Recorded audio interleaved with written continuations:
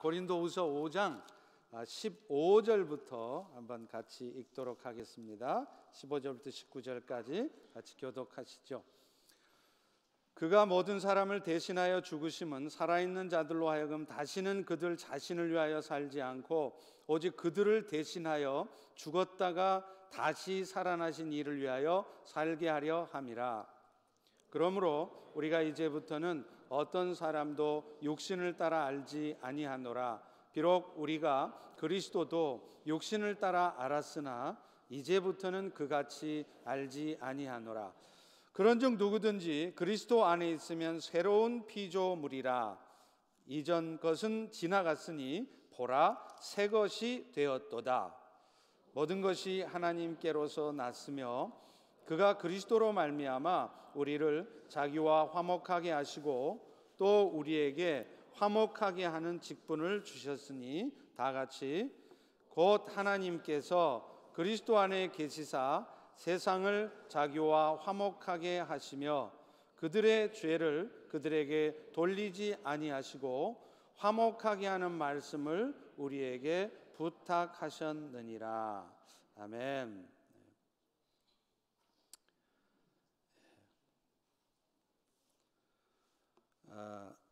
해병대 대장 출신으로서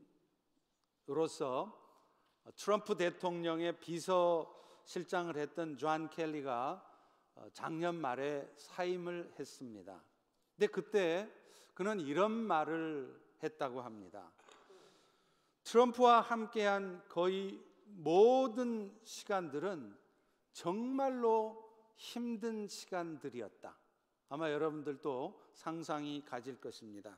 그러나 그 모든 시간을 나는 군인은 결코 도망가지 않는다는 생각으로 견디었다. 이렇게 말을 했습니다. 그는 재임하는 동안 한순간도 자신이 군인이라는 사실을 잊지 않았다고 합니다. 그래서 일이 힘들고 그만두고 싶을 때마다 군인 정신으로 버티었다고 합니다.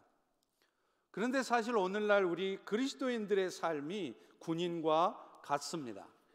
구약 성경에도 신약 성경에도 곳곳에서 우리 그리스도인들을 군인으로 묘사하고 있기 때문입니다. 군인은 어떤 상황에서도 도망가지 않습니다. 도망가는 군인은 군인 정신을 망각한 것입니다. 오늘날 군인과도 같은 그리스도인들이 방황하거나 그래서 마땅히 해야 할 일을 쉽게 포기하거나 혹은 지켜야 할 자리를 지키지 못하고 도망가는 일은 결국은 자신의 정체성을 알지 못하거나 그것을 잠시라도 잊고 있기 때문일 것입니다. 그래서 오늘 신앙생활의 기본 시리즈 4번째는 그런 의미에서 오늘 우리 그리스도인들은 어떤 존재이며 그렇기 때문에 오늘 여러분들은 우리 모두는 어떤 삶을 살아야 하는가를 나누어 보려고 합니다. 우리가 그리스도인이 되었다는 것을 오늘 본문은요 한마디로 새로운 피조물이 되었다 이렇게 말을 합니다. 우리 다시 한번 17절의 말씀을 읽어보겠습니다. 시작. 그런즉 누구든지 그리스도 안에 있으면 새로운 피조물이라. 이전 것은 지나갔으니 보라 새 것이 되었도다. 이전 모습은 다 지나갔다라고 하니까 우리는 새로운 피조물 되었다는 말을 어떻게 이해를 하느냐면 우리의 겉모습이 변화된 것을 의미한다고 생각한다는 겁니다.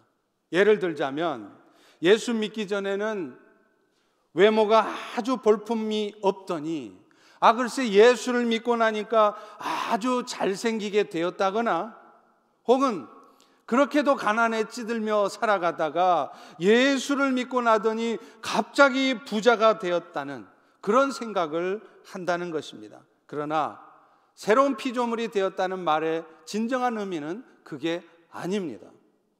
우리는 사도 바울을 통해서도 금방 확인할 수 있습니다. 여러분 아마 사도 바울처럼 영혼이 잘 되어진 사람도 드물 것입니다. 신약 성경에 3분의 1을 기록할 정도이니까 말입니다. 그러나 그가 예수님을 만난 이후에 모든 자신의 화려했던 경력들은 다 뒤로 하고 복음의 일꾼으로 살아가고자 다짐했을 때 그에게 다가온 것은 무엇이었습니까? 화려한 존경 또 축복된 일 아니었습니다. 오히려 그의 삶에는 궁핍과 핍박과 가난만 있었습니다. 그리스도 안에서 새로운 피조물이 된다는 것은 예수님 때문에 우리의 삶이 갑자기 풍요로워진다거나 평생 병치레 안 하고 건강하게 살아가게 되는 것을 말하는 것이 아닙니다. 우리 존재 자체가 변화되는 것을 말하는 거예요. 그리고 이것은 육체의 시각으로, 세상적인 시각으로 보면 좀처럼 보여지지 않는 변화인 것입니다. 그래서 오늘 본문 16절도 이렇게 말하고 있습니다. 그러므로 우리가 이제부터는 어떤 사람도 육신을 따라 알지 않는다. 비록 우리가 그리스도도 육신을 따라 알았지만 지금부터는 그같이 알지 않을 것이다. 이렇게 말을 해요. 여러분, 이 육신을 따라 알지 않는다는 말씀이 영어 성경에 보면 from a worldly point of view라고 되어 있습니다. 이 말은 무슨 말이냐? 이제는 더 이상 세상을 볼 때, 사람을 볼 때, 심지어는 예수를 볼 때도 육신적인 시각으로 보지 않는다는 것이죠. 사실 예수님 역시도요, 육신의 시각으로 보면 그는 그야말로 갈릴리 촌구석에 사는 보잘것없는 청년이었습니다. 그러나 오늘 이 자리에 앉은 우리 모두는 사도 바울과 같이 눈에 비늘이 벗어져서 영적인 눈이 띄어지고 나니까 그 예수님은 사람의 몸을 입고 오신 하나님의 아들이요 구원자로 보여지는 것입니다. 마찬가지로 오늘 우리가 그리스도로 말미암아 새로운 피조물이 되었다는 것은 우리의 겉모습을 봐서는 도저히 이해할 수 없는 것입니다. 어떨 때는 전혀 변화도 없는 것 같고 예수 믿어서 새로운 피조물 되었다고 하는 말이 듣기에는 좋은 말처럼 들리지만 아무것도 아닌 것 같습니다. 그러니 그런 시각을 가지고 세상을, 우리를, 예수를 보면 신앙생활이 재미가 있을 리가 없는 거예요. 그러나 새로운 피조물이 되었다는 것은 여러분의 본질이 바뀌어졌다는 것입니다. 할렐루야, 할렐루야. 그렇다면 우리가 새로운 피조물이 되었다는 것은 어떤 존재로 바뀌었다는 것을 말할까요? 새로운 피조물이 되었다는 말을 한마디로 말하면 잃어버렸던 하나님의 형상을 회복한 존재가 되었다는 것입니다. 애초에 하나님께서 사람을 창조하실 때는요, 잘 알다시피 성부, 성자, 성령 하나님의 형상을 따라 만드셨어요. 그래서 창세기 1장 27절에도 보면 하나님이 자기 형상, 곧 하나님의 형상대로 사람을 남자와 여자로 창조하셨다, 이렇게 말씀하고 있지 않습니까? 그런데 안타깝게도 하나님의 형상을 따라 지음을 받았던 첫사람 아담은 하나님께 불순종하게 되고 그 결과 아담뿐만 아니라 아담 이후의 모든 이유는 모두가 다 날 때부터 이 하나님의 형상을 잃어버린 상태로 타락한 본성을 가지고 태어나게 되었다는 것입니다. 그런데 오늘 우리 모두가 새로운 피조물로 다시 지음을 받았다는 것은, recreate, 다시 창조되었다는 것은 이렇게 죄범함으로 말미암아 잃어버렸던 하나님의 형상을 다시 찾게 되었다는 것을 의미하는 것입니다. 그리스도 안에서 우리가 다시 하나님의 형상을 회복되었다는 말은 여러 가지로 설명이 될 수 있을 것입니다. 가장 먼저는요, 예수님 때문에 우리는 잃어버렸던 영적인 생명을 회복했다는 것을 의미하는 것입니다. 여러분, 오늘날 세상의 사람들이 하나님을 알아보지 못하는 이유가 뭘까요? 그들이 지식이 없어서입니까? 그들이 머리가 나빠서입니까? 아닙니다. 머리 좋고 박사학위를 갖고 있는 사람도 하나님이 주셨던 영적 생명을 잃어버린 사람은 그 하나님을 알아보지 못하는 것입니다. 그런데 예수를 믿게 된 우리들은 그 영적인 생명을 회복했습니다. 그것을 우리가 어떻게 할 수 있습니까? 오늘 이 자리에 앉은 분들은 하나님을 아버지라 부르고 우리의 구원자이신 예수를 주라 부를 수 있어요. 그게 왜 그렇습니까? 여러분 안에 잃어버렸던 하나님의 생명이, 영적 생명이 회복되었다는 것을 의미하는 것입니다.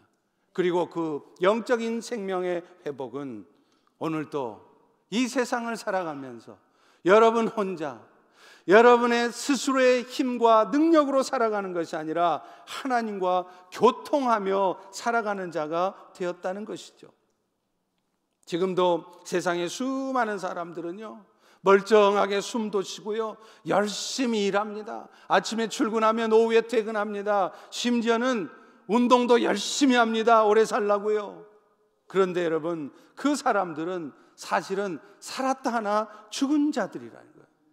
왜냐하면 육신의 생명은 있지만 하나님의 생명이 없어서 하나님을 알아보지도 못하고 이 세상의 주인 되신 하나님과 교통하며 그 은혜로 살아갈 수가 없기 때문입니다.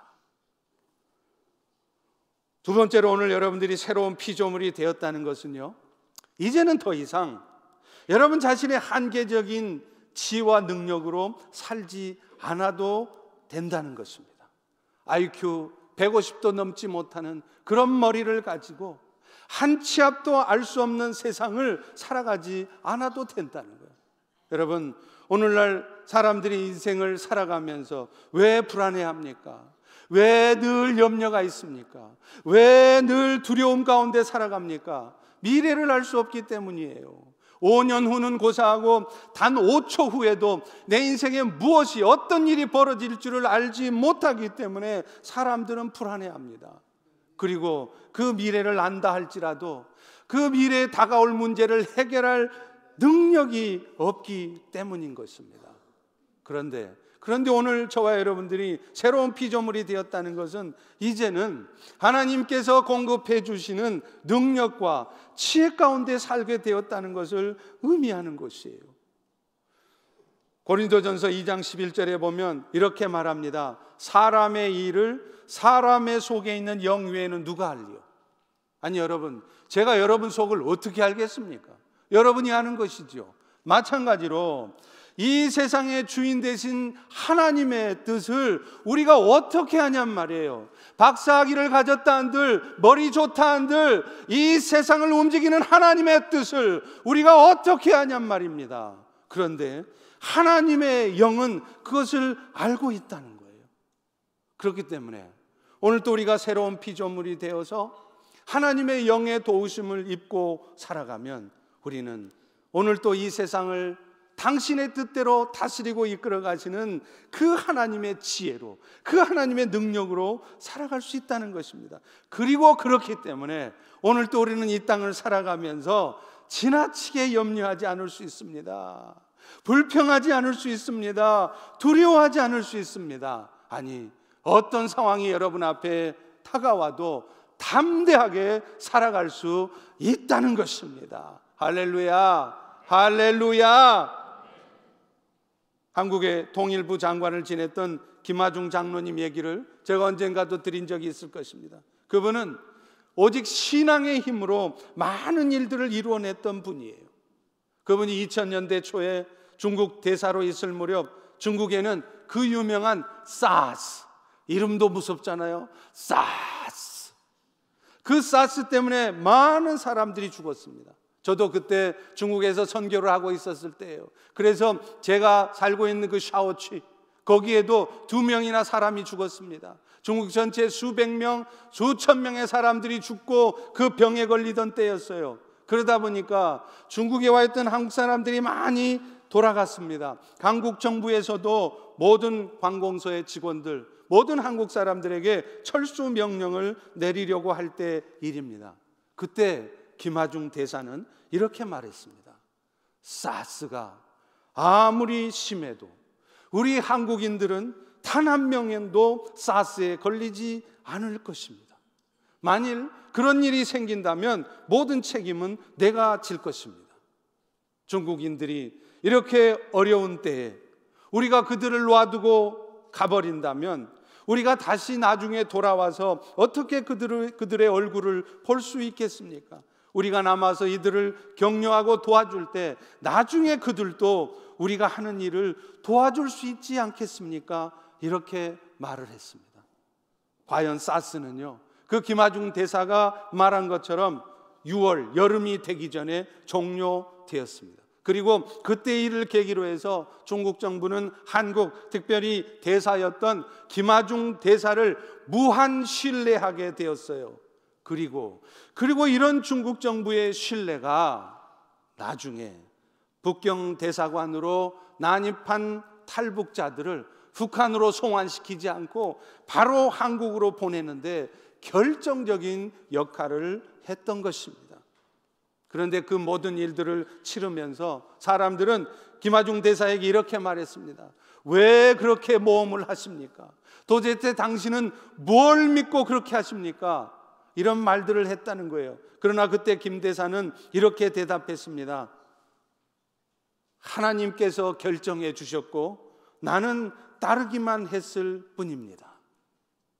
또 김 대사가 나중에 통일부 장관이 되었을 때도요, 장관님은 일은 안 하고 왜 맨날 기도만 하십니까? 하면서 그 통일부 직원들이 그 장관을 비아냥거렸다는 거예요.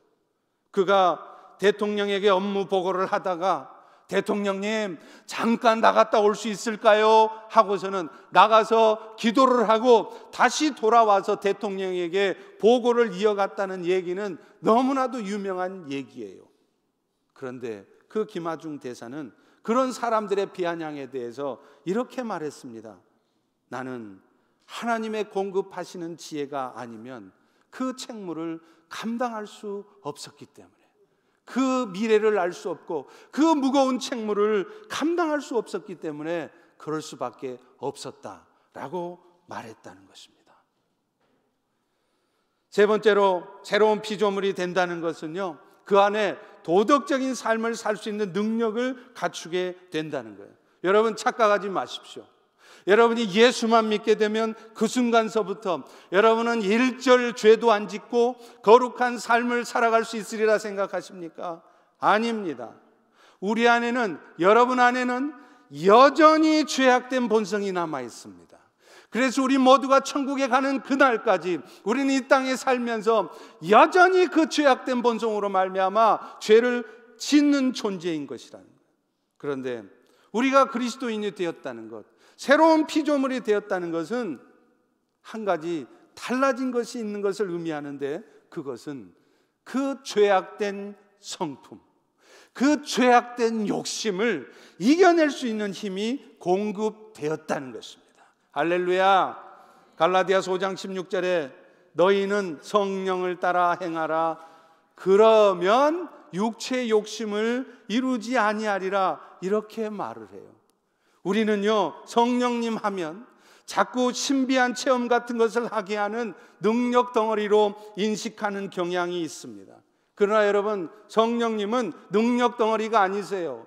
그분 자신이 하나님이십니다. 하나님의 영으로, 그리스도의 영으로 우리 가운데 오셨습니다. 그런데 무엇하러 오셨느냐? 여러분들에게 신비한 체험하게 해주려고 오신 것이 아니라 하나님의 영이시여 그리스도의 영이신 그분의 도우심을 입을 때 오늘 또 여러분들이 하나님의 뜻이 무엇인지를 분별할 수 있게 하고, 하나님의 뜻대로 살아갈 수 없는 여러분들이 하나님의 뜻을 조차 순종하며 살아갈 수 있도록 도와주시기 위해서 이 땅에 오셨다는 것입니다. 그러므로 새로운 피조물 된 우리들은 더 이상 우리의 육신의 연약함을 핑계할 수 없어요.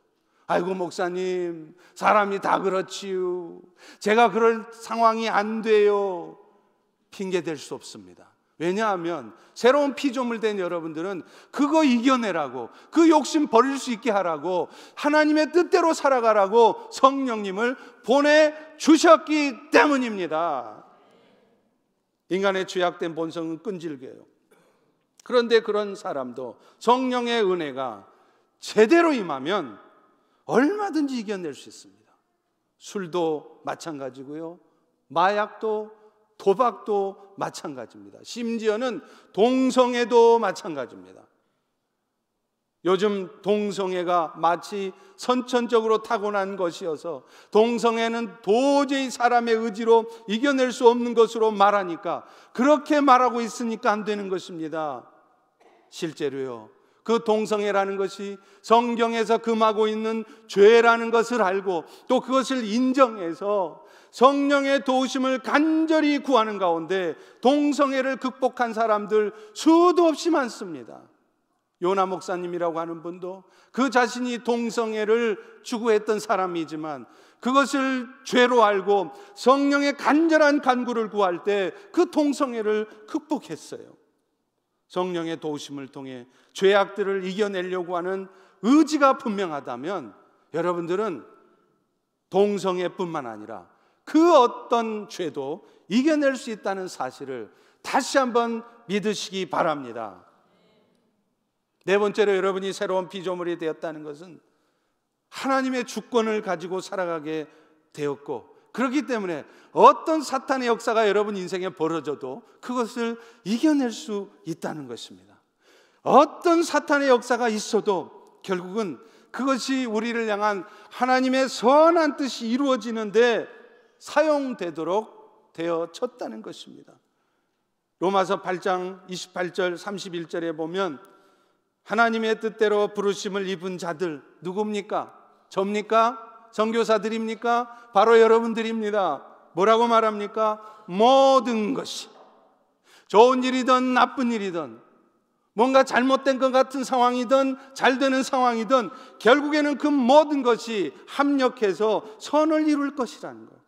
만일 하나님이 우리를 위하시면 누가 우리를 대적하리요?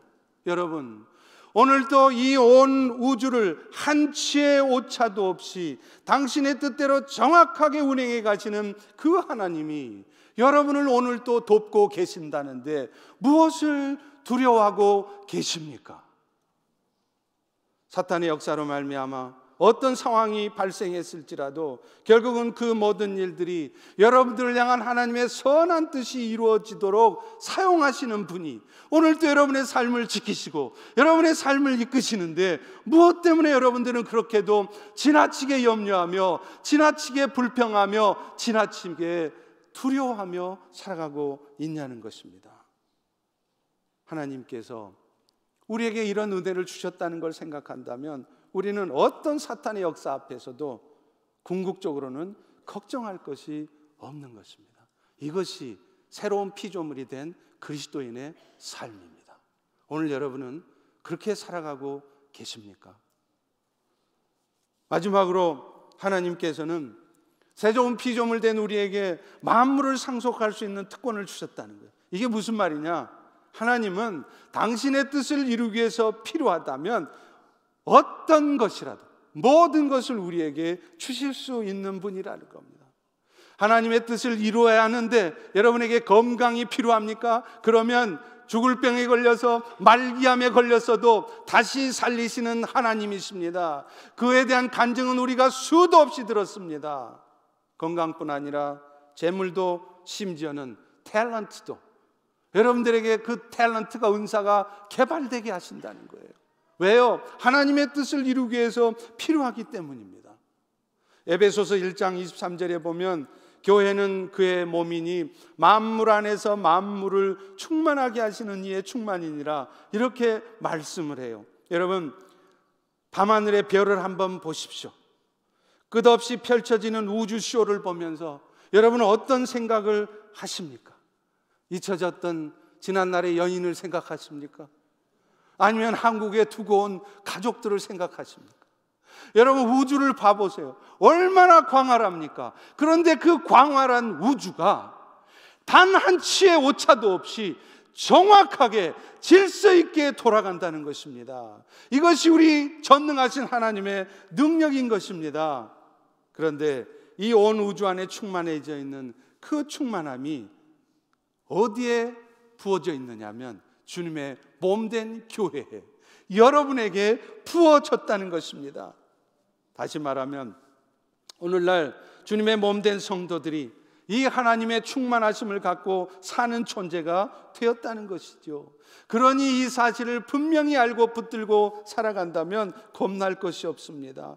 꿀릴 것이 없습니다. 그런데도 오늘날 우리 그리스도인들은 왜 그렇게 위축되어서들 사는지요?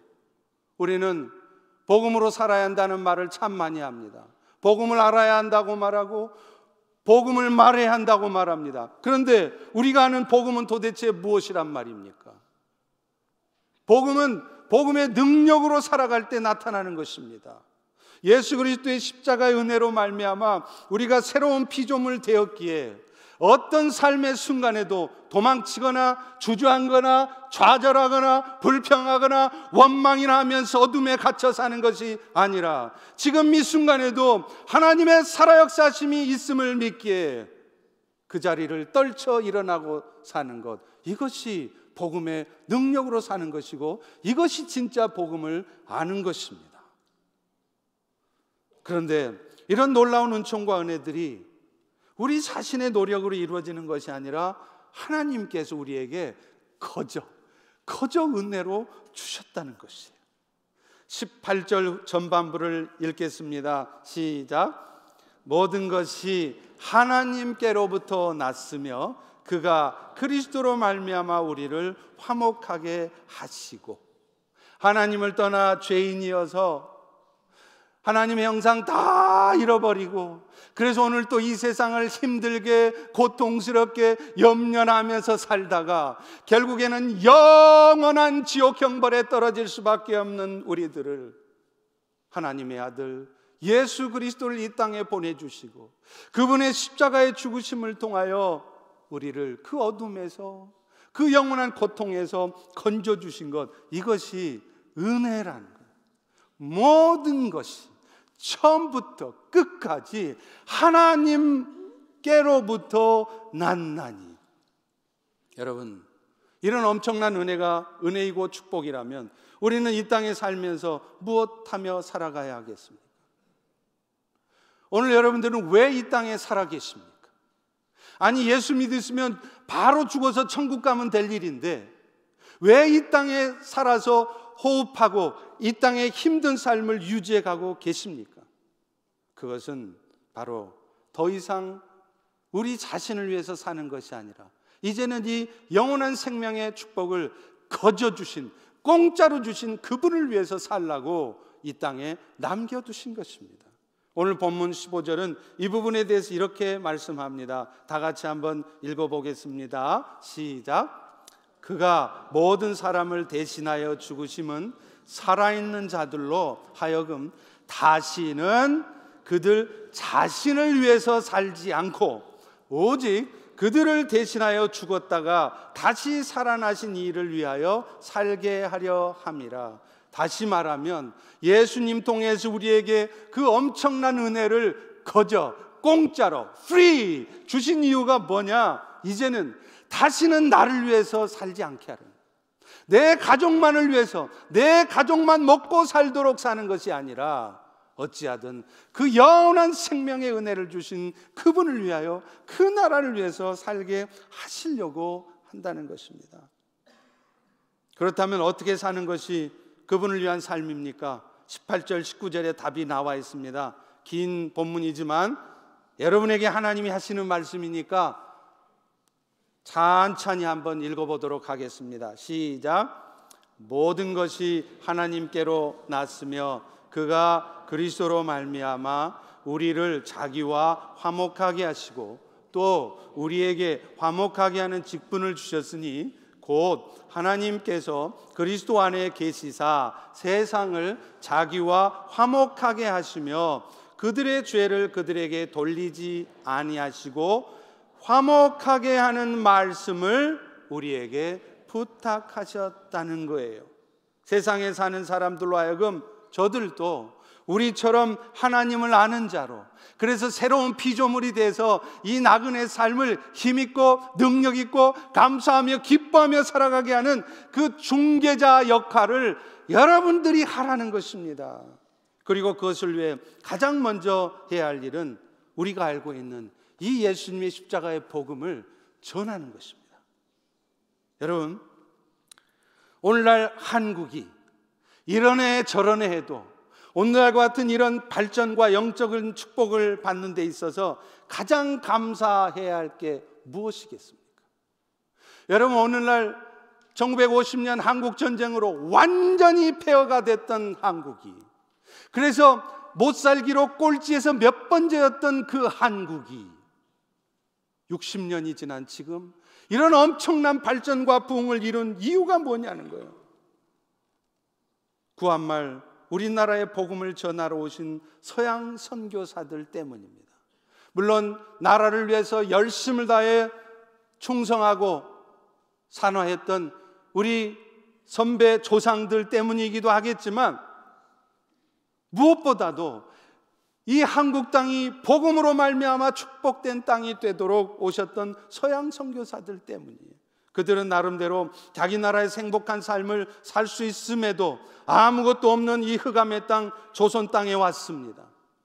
실제 한국 선교 역사를 보면요, 한국의 초창기에 왔던 선교사들이 그냥 세상 말로 찌질한 사람들 아닙니다. 의사들이 왔고요, 변호사도 왔고요, 젊은 시절부터 왔습니다. 아주 똑똑하고 미국에 살았으면 행복하게 살 수 있는 사람들이 젊은 시절부터 자신들의 삶을 헌신해서 한국에 왔습니다. 그들이 와서 존경을 받았습니까? 편하게 살았습니까? 아닙니다. 그들은 복음을 전하는 이 일 때문에 돌에 맞았습니다. 갖은 핍박과 고통을 견디어가면서 복음을 전했습니다.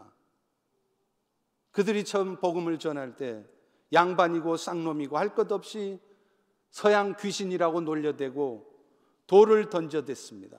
그러나 그런 고통에도 불구하고 그리스도의 좋은 소식을 전해준 그 선교사들이 있기에 오늘날 한국이 이렇게 축복을 받았고, 미국에 사는 이민자이신 여러분들도 이렇게 다른 이민자들과는 다르게 그래도 떵떵거리며 살 수 있게 된 것입니다. 그렇다면 이제 우리가 그 일을 해야 될 때입니다.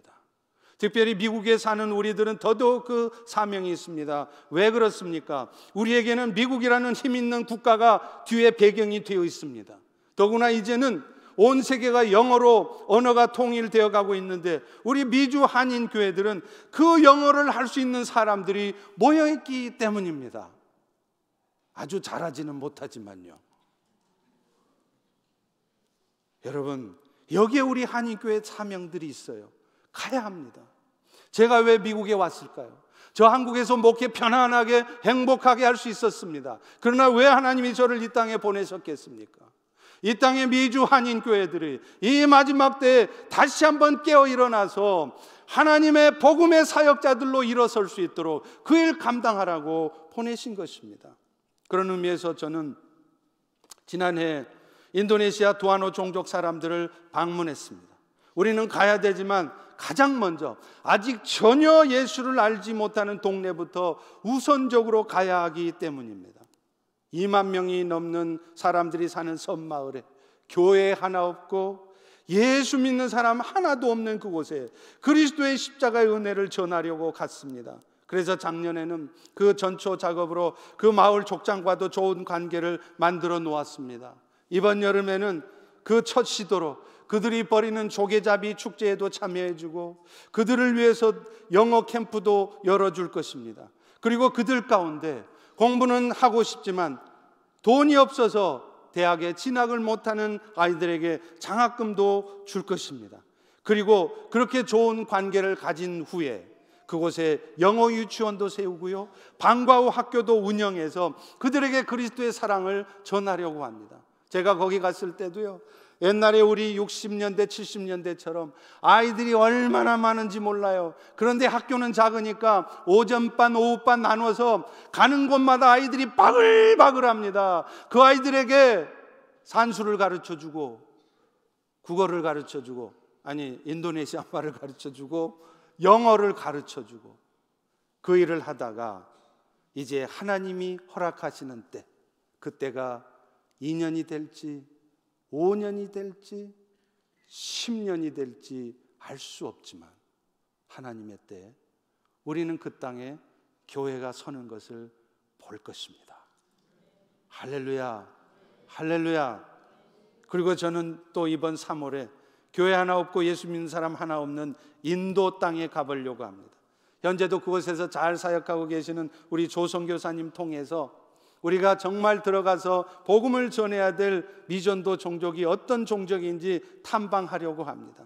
그리고 그곳에서 그리스도의 사랑을 함께 전해줄 현지인 사역자도 찾아보려고 합니다. 이 일 역시 서두르지 않고 하나씩 그러나 꾸준하게 이루어 가려고 합니다. 여러분, 그런데 많은 성도들은 이런 일은 목사님 같은 사람이나 선교사나 하는 일이지요, 우리는 상관없습니다, 이렇게 말한다는 거예요. 그러나 그거 아닙니다. 선교는요, 예수 믿은 다음에 어느 정도 시간 지난 다음에 내 신앙도 어느 정도 성숙해진 다음에 하는 거 아닙니다. 많은 선교학자들이 얘기합니다. 선교는 예수를 믿은 바로 그 다음날, 아니 바로 그날부터 해야 된다는 거예요. 경험적으로 보면 선교는 이제 내 믿음도 신앙도 성숙해진다 다음에 하겠다고 하는 사람은 끝까지 죽는 날까지 선교 안 합니다. 예수님도 이 땅의 삶을 마치시고 승천하시기 전에 제자들에게 유언과도 같은 말씀을 전하셨지 않습니까? 마태복음 28장 19, 20절, 너희는 가서 모든 민족을 제자 삼아 아버지 아들 성령의 이름으로 세례를 베풀고 모든 것을 가르쳐 지키게 하라. 여러분, 우리 펠로십 교회의 목적이 바로 이거 아니에요? 하나님께서 여러분들을 이 땅에, 미국 땅에 와서 살게 하시고 특별히 우리 펠로십 교회에 오게 하신 목적도 마찬가지입니다. 그저 주님이 주시는 평안 가운데 행복하게 살라고 우리를 이곳에 모아놓으신 것이 아니란 말입니다. 여러분이 열심히 모여서 찬양도 하고 예배도 드리고 또 교회 평신도 훈련 프로그램을 통해서 열심히 양육받아 신앙의 성장도 도모하되 그렇게 해서 뭐 하자는 거예요? 궁극적으로는 그리스도의 사랑을, 그리스도의 복음을 우리 주변 사람들에게 아프리카 땅끝까지 가서 전하라고 이 일들을 하는 것입니다. 여러분 바로 옆집에 사는 인도 사람들에게 복음을 전하고 계십니까? 여러분들은 여러분이 자주 가시는 그로서리에 베트남 주인에게 예수를 전해 보셨습니까? 아니, 그들이 교회를 다니는지 구원받은 백성인지 아닌지라도 알고 계십니까?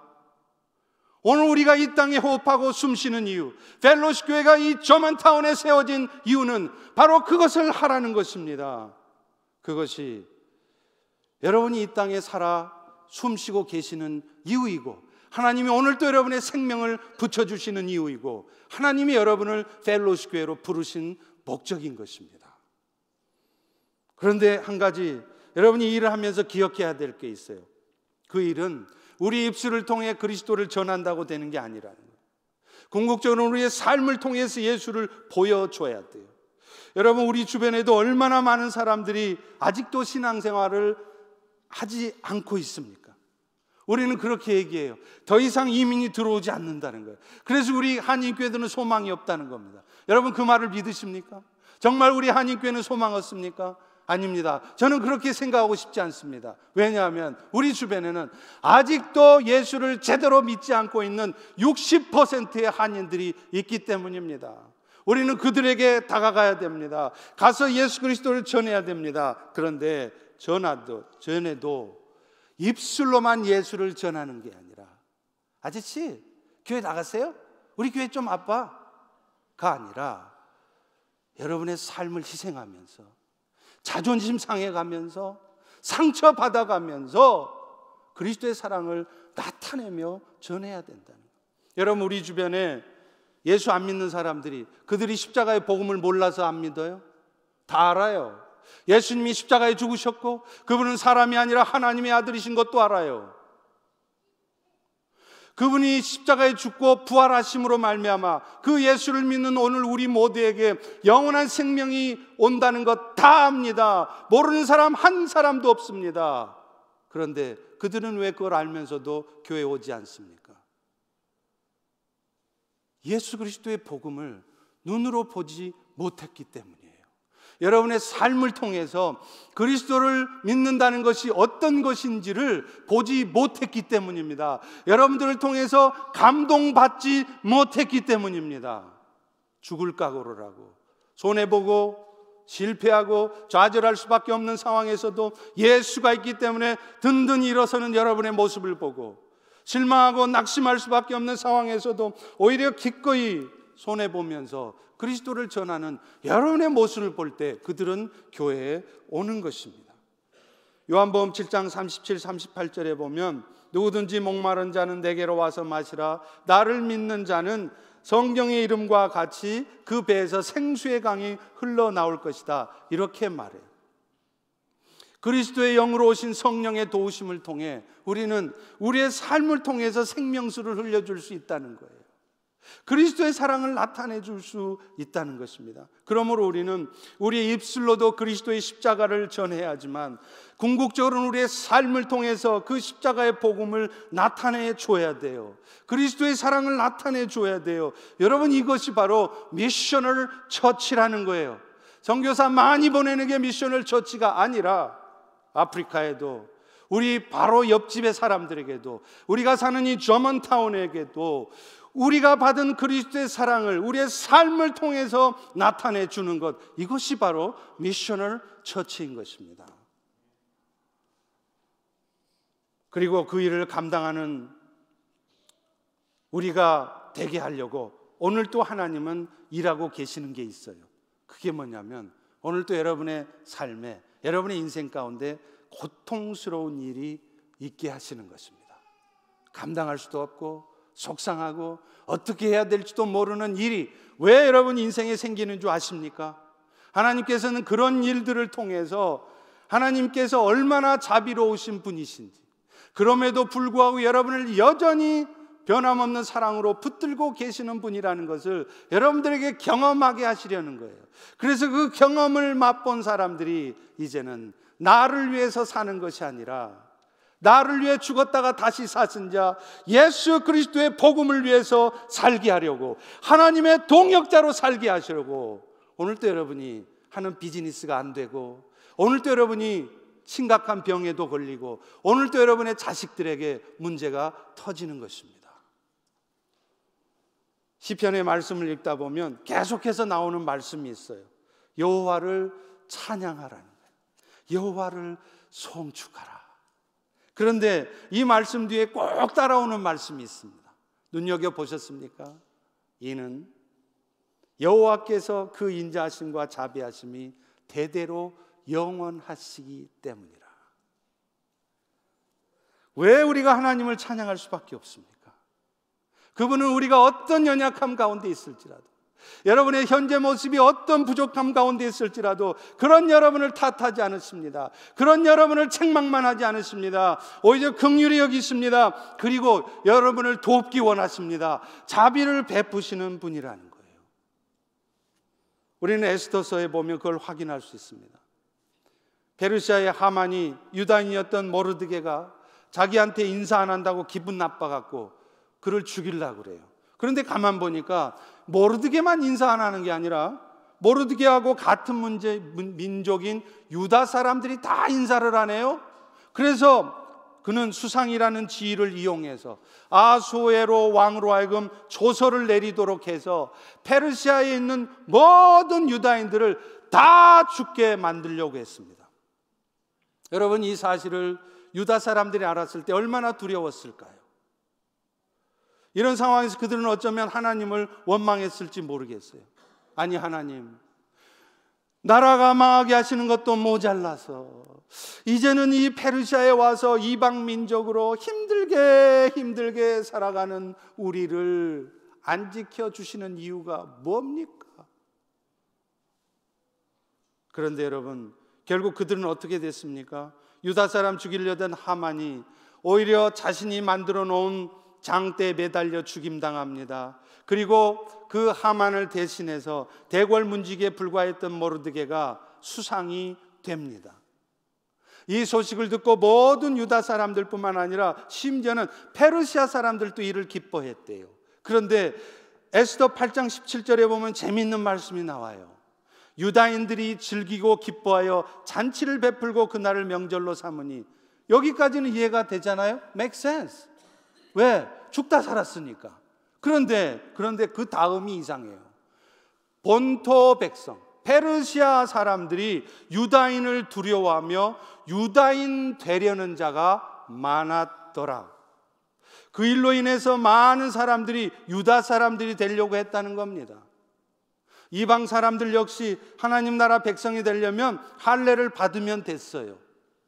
그러니까 지금 그 페르시아 땅에 사는 유다 사람이 아닌 이방 페르시아 사람들이 다 유다인 되자고 할례를 받으려 했다는 말입니다. 이게 왜 생긴 일입니까? 그 땅 사람들이 유다 사람들의 하나님을 본 것입니다.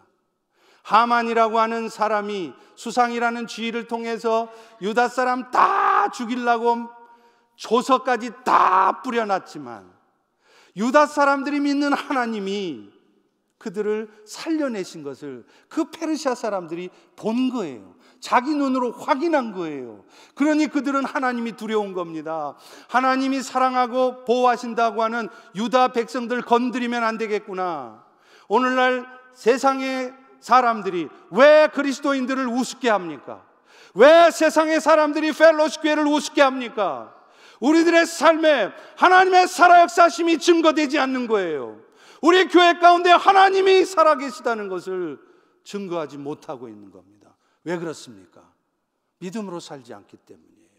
하나님을 신뢰하지 않기 때문에 늘 인간의 합리적인 판단과 생각과 사고 속에서만 살아가니 하나님의 기적 같은 역사가 세상 사람들도 다 놀래고 부러워할 만한 그런 역사들이 없는 것입니다. 그러니 세상은 우리 그리스도인들을 무시하는 겁니다. 교회를 개독교라고 비난하고 우습게 여기는 것입니다. 여러분의 삶을 통해서 하나님의 살아역사심이 증거돼 보십시오.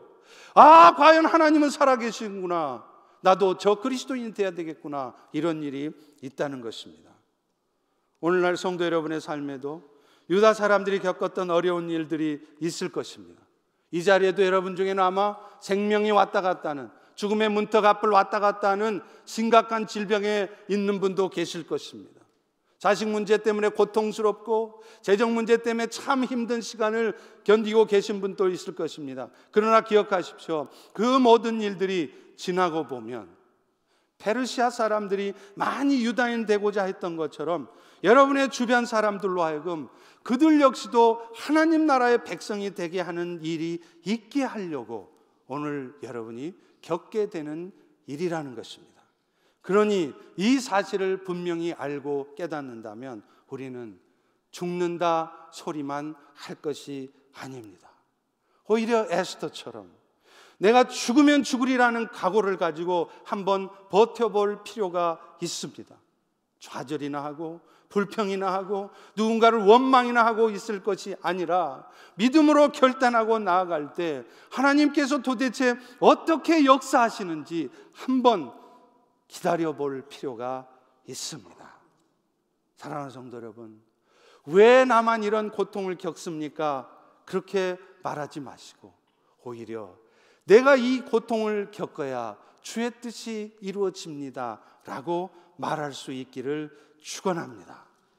에스더처럼 내가 한번 죽으면 죽으리라 하는 각오로 돌파해 보겠습니다, 이렇게 말씀하시는 여러분 되시기를 축원합니다. 그럴 때 여러분의 삶에도 우리 펠로시 교회도 세상의 사람들이 무시할 수 없는 놀라운 하나님의 역사들이 계속해서 나타날 줄로 믿습니다. 우리 다 같이 따라서 해보겠습니다. 내가 이 고통을 겪어야 주의 뜻이 이루어진다. 기도하겠습니다. 하나님, 오늘도 우리에게 생명의 복음을 다시 한번 듣게 해주시고 우리가 예수 믿는다라고 하는 것이, 예수님이 이 땅에 오신 것이 궁극적으로는 무엇을 의미하는 것인지를 다시 한번 깨닫게 하시니 감사합니다. 이제 사랑하는 우리 펠로시 교회 성도들, 복음을 안다 하면서도 복음의 능력을 나타내지 못하는 것이 아니라 이제는 삶을 통해서 예수 그리스도의 복음을 증거하는 우리가 될 수 있도록 오늘 시간 회개하게 하시고 결단하게 하시고 간절한 간구를 성령님께 드릴 수 있도록 도와주시옵소서. 예수님 이름으로 기도합니다. 아멘. 우리 다 일어나셔서 온 세상 위하여 같이